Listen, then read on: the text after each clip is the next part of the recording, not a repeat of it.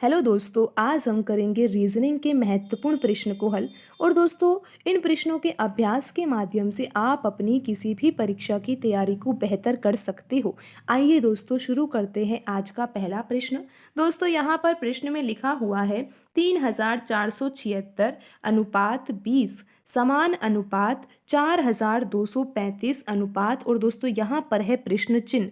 तो दोस्तों, हमें यहाँ पर ये पता लगाना है कि इस प्रश्न चिन्ह के स्थान पर दिए गए ऑप्शनों में जो संख्याएं लिखी हुई है उनमें से कौन सी संख्या यहाँ पर प्रश्न चिन्ह के स्थान पर आएगी। तो दोस्तों, ये पता लगाने के लिए कि प्रश्न चिन्ह के स्थान पर कौन सी संख्या आएगी, सबसे पहले तो हमें यहाँ पर ये समझना होगा कि समान अनुपात से पहले जो दो संख्याएं लिखी हुई है उन दोनों संख्याओं में क्या संबंध है। क्योंकि दोस्तों, जो संबंध यहाँ पर समान अनुपात से पहले की दो संख्याओं में होता है वही संबंध, वही पैटर्न समान अनुपात के बाद की दो संख्याओं में भी होता है। तो दोस्तों, सबसे पहले तो हम यहाँ पर ये जानने का प्रयास करते हैं कि यहाँ पर लिखी जो संख्या 3476 है और दूसरी संख्या जो 20 है, इन दोनों संख्याओं में क्या संबंध है। तो दोस्तों, अगर आप यहाँ पर लिखी हुई पहली संख्या के अंकों का ही यूज करो।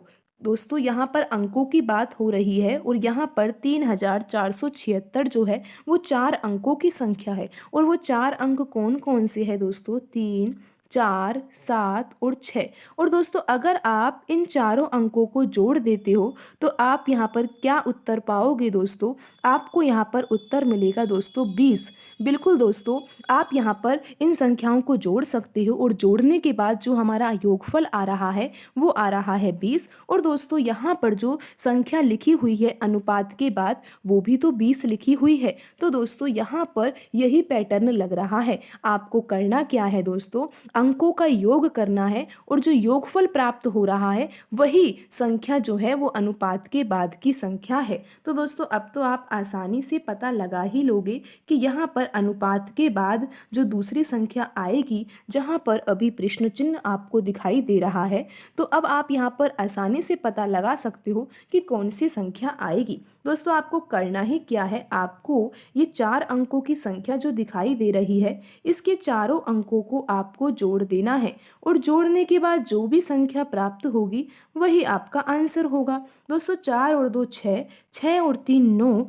9 और 5 कितना होता है दोस्तों? 9 और 5 होता है 14। और दोस्तों, ऑप्शन ए में 14 ही लिखा हुआ है। तो यहाँ पर दोस्तों प्रश्न चिन्ह के स्थान पर कौन सी संख्या आएगी? 14 आएगी। और 14 जो लिखा हुआ है वो ऑप्शन ए में लिखा हुआ है। तो यहाँ पर जो हमारा सही आंसर होगा वो ऑप्शन ए होगा। दोस्तों, आज की वीडियो में इतना ही। मिलते हैं अगली वीडियो में नए सवालों के साथ। धन्यवाद दोस्तों।